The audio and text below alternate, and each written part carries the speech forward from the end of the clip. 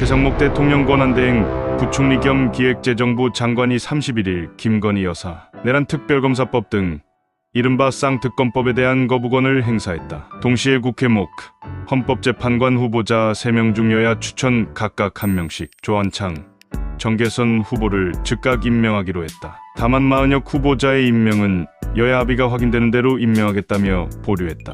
헌법재판관 임명과 쌍특검법을 두고 여야가 극한의 대치를 벌이는 상황에서 양측의 요구사항을 절충해 정치적 부담을 덜겠다는 결정이지만 여야공이 반발하고 나섰다. 우원식 국회의장도 헌법재판관 임명은 절충할 문제가 아니다며 강한 유감을 표했다. 최 권한대행은 이날 정부 서울청사에서 주재한 정례 국무회의에서 이른바 쌍특검법에 대한 제2요구안을 의결하고 바로 제가했다. 윤석열 대통령 탄핵안 가결 후 대통령 권한대행으로 행사하는 두 번째 거부권이다. 관가에서는 일찍부터 최 권한대행의 거부권 행사를 점쳤으나 정부는 국무회의 직전까지도 안건 상정 여부를 확정하지 않는 등 최대한 고심하는 뉘앙스를 강조했다. 통상 오전 10시에 열리는 정례 국무회의 시간도 이날은 오후로 미뤘다고 한다. 최 권한대행은 앞서 김 여사 특검법 관련 세 차례의 제2요구안이 의결될 때마다 국무위원 구성원으로 참여했다. 그때와 마찬가지로 이날 최 권한대행이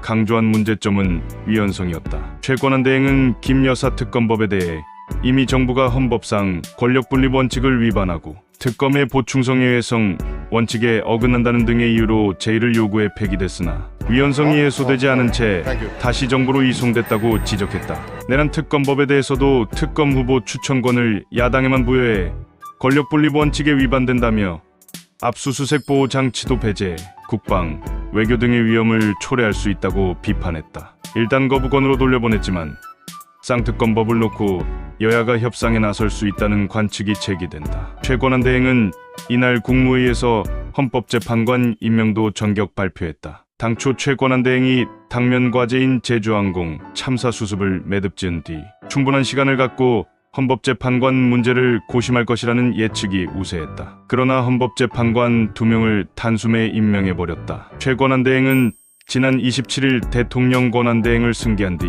하루라도 빨리 정치적 불확실성과 사회 갈등을 종식시켜서 경제와 민생 위기를 차단해야 한다고 강조한 바 있다. 이에 헌법재판소는 8인 체제가 됐고 윤 대통령은 불리한 국면에 놓이게 되었다. 윤 대통령 탄핵 결정의 만장일치가 필수적인 6인 체제를 벗어나면서 탄핵안 인용 가능성이 높아졌다고 볼 수 있다. 최상목 권한대행은 국회 목 3명 가운데 2명만 임명하고 마은혁 후보자 임명은 보류했다. 절충안을 택한 셈인데 야당 추천 몫인 마은혁 후보자는 매우 진보적인 성향을 지닌 사람이라고 한다. 이제 윤석열 대통령에게 중요한 것은 탄핵 재판을 최대한 지연시켜서 4월 18일 문영배, 이미선 재판관 퇴임까지 버텨야 할 것이다.